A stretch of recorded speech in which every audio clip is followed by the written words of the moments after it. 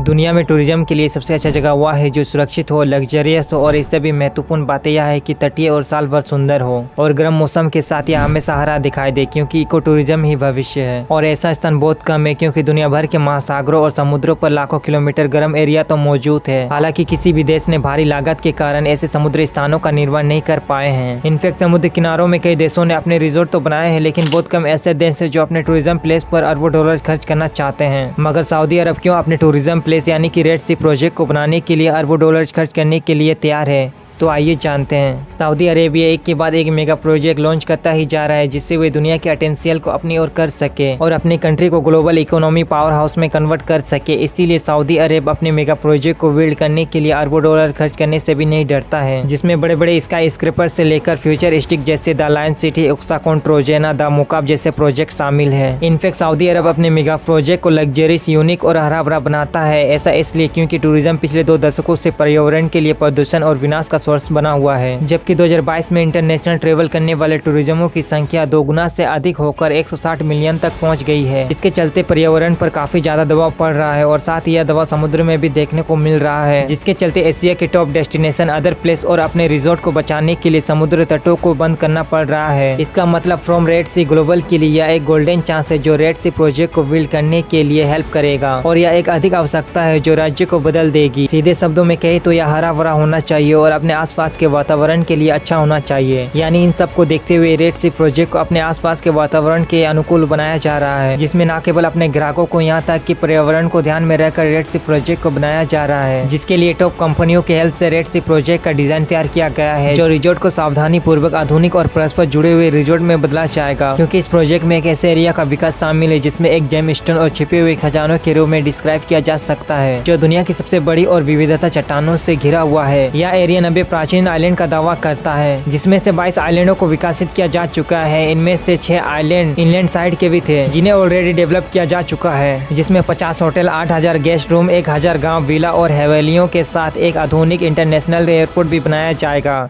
आप विश्वास करें या ना करें, यह मेगा प्रोजेक्ट का आधा हिस्सा पूरा हो चुका है। रेड सी प्रोजेक्ट, जिसे आमतौर पर एक दुनिया भी कहा जा रहा है, जिसमें लोगों को आराम, एंजॉयमेंट और घूमना फिरना भी ऑफर किया जाएगा। द रेड सी प्रोजेक्ट में रिजोर्ट और अमेजिंग व्यू का सुंदर मिश्रण होगा। इसमें यूनिक और अपने अनोखा स्ट्रक्चर के माध्यम से लगातार विकास करने का गारंटी देती है, जो कि कई सुविधाओं से लेस होगी। लेकिन दुनिया में रिजोर्ट और पर्यटन के लिए कई ऐसी जगह मौजूद है, इसके बावजूद भी रेड सी प्रोजेक्ट को कई मायनों में एक दूसरे से काफी अलग बनाया जाएगा। यहाँ कैनियन, पर्वत, वोल्केन और कई घूमने फिरने वाले जगह जैसे विभिन्न सिनेरियोज के अमेजिंग व्यू भी हैं, जिन्हें पर्यटन देख सकते हैं। यह रिजोर्ट लग्जरियस सेवा प्रदान करेगा। विशेष रूप से इसके डेवलपर द्वारा रेड सी के अंदर इस फिनोमिनल प्रोजेक्ट के पीछे स्ट्रॉन्ग विश्वास है कि यह अगले पीढ़ी के लिए एक यूनिक और अनोखा स्ट्रक्चर बन जाएगा। इनफैक्ट यह दुनिया का अब तक सबसे रिसोर्स संपन्न और आलीशान पर्यटन स्थल होने के साथ साथ सऊदी अरब एम्पायर द्वारा प्रस्तावित विजन 2030 का एक महत्वपूर्ण हिस्सा होने के नाते यह प्रोजेक्ट केवल एलिमेंट आधारित अर्थव्यवस्था पर अपनी निर्भरता को कम करती है, जो अपने फाइनेंशियल रिसोर्स में विविधता बदलाव लाने का प्रयास है। सऊदी अरब के क्राउन प्रिंस मोहम्मद बिन सलमान ने जुलाई 2017 में इस प्रोजेक्ट का खुलासा किया था और उन्होंने कहा था कि इस मैनेजमेंट वर्ल्ड लेवल प्रोजेक्ट में परमानेंट पर्यटन स्थल के साथ साथ पर्यटकों के लिए व्यापक आराम भी शामिल है।